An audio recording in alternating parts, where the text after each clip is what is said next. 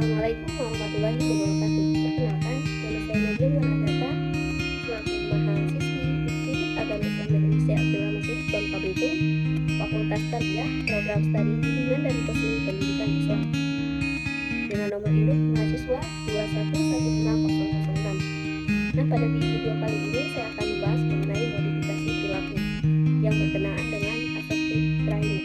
Nah, sebelumnya tujuan dari pembuatan video kali ini yakni memenuhi tugas mata kuliah modifikasi perilaku dengan dosen pengampu Ibu Puri Handayani MA.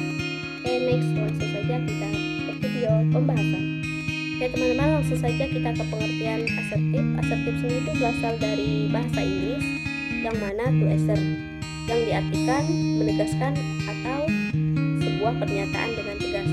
Nah, sedangkan menurut para ahli atau tokoh, salah satunya yakni Alberti dan Emmons, asertif sendiri itu merupakan sebuah pernyataan diri yang positif dengan tetap menghargai orang lain tanpa menyinggung perasaan orang lain untuk meningkatkan kualitas hidup dan membangun hubungan baik dengan orang lain.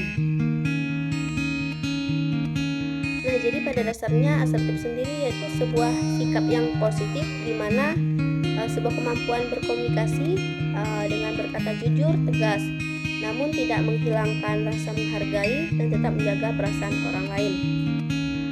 Nah, selanjutnya yakni pengertian dari assertive training itu sendiri, di mana sebuah bentuk latihan yang biasa digunakan untuk melatih individu yang kesulitan dalam menyatakan dirinya untuk bertindak yang benar dan layak, serta sebuah perlakuan untuk membantu individu dalam menyampaikan perasaan yang berisikan masukan, arahan, dan juga praktik sikap.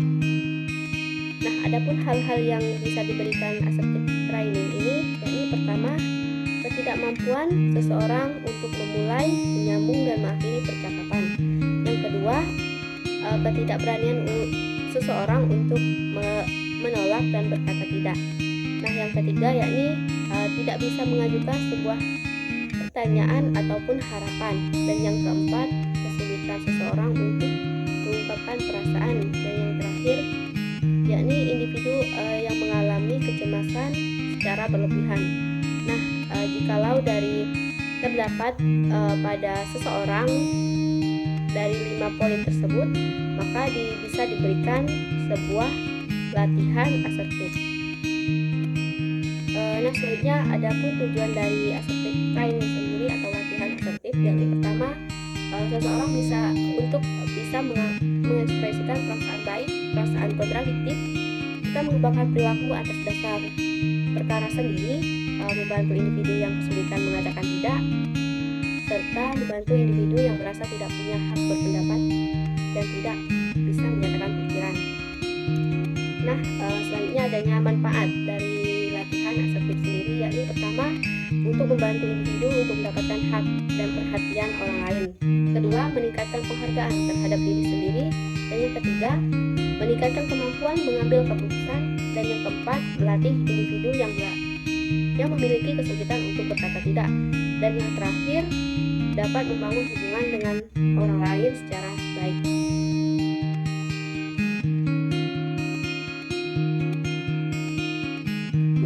Adapun teknik dan prosedur assertive training atau latihan asertif, di mana titik fokus pada latihan tersebut yakni terdapat pada pelaksanaan dan pelatihan. Di sini terapis atau konselor yang memiliki peran sebagai penyelenggara dan pengarah serta berperan sebagai ahli dalam sebuah proses asertif tersebut.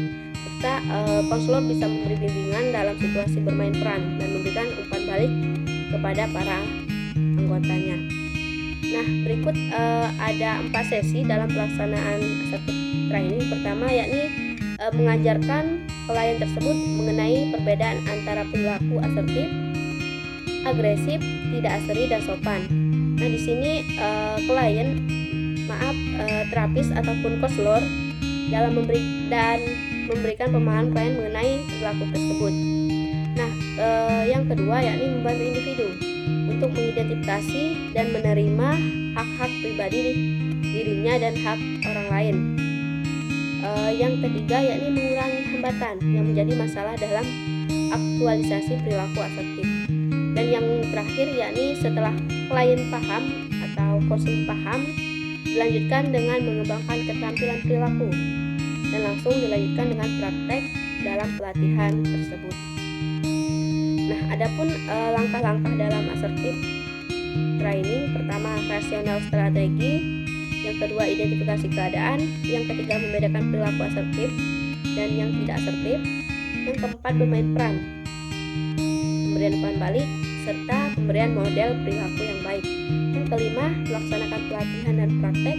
Yang keenam, mengulang latihan. Yang ketujuh, tugas rumah dan tindak lanjut. Dan yang terakhir, terminasi. Mungkin hanya itulah yang bisa saya jelaskan. Jika terdapat kesalahan dalam pengucapan, saya mohon maaf. Pada Allah saya ampun. Saya akhiri. Wassalamualaikum warahmatullahi wabarakatuh.